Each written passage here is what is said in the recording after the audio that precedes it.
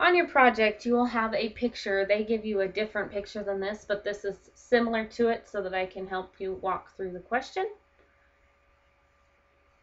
Okay, so they say, given center S, which of the following is a chord for this pecan pie?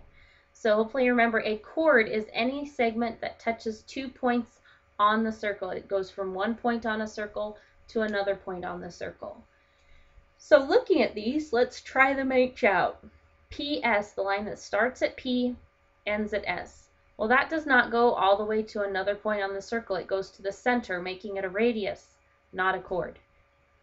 What about LS? So if we start at L and go to S, well, what do we have? Again, a radius. It didn't go from one point on the circle to another, so it cannot be a chord. Next we have NM. So well, NM is not even in our drawing, so I'm not going to count that one. If there were a line drawn there, that would be a chord, but it's not drawn. And our last option is PL. So from P to L, does that go from one point on the circle to another point on the circle? It does. So that would be a chord for our circle from P to L. Yes, it does also happen to be the diameter, but that is okay. Diameters are chords also. So the chord for this pecan pie is its diameter, PL.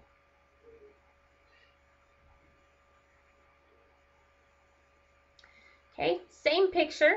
Which of the following are radii of the pecan pie?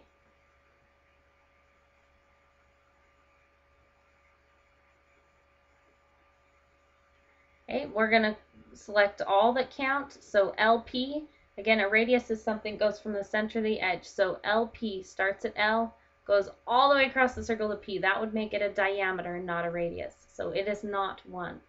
What about LS? The line from L to the center S? Yep, it goes from the center to the edge of the circle. That definitely qualifies it as a radius. So LS is a radius. What about NM? Well, once again, NM is not a radius.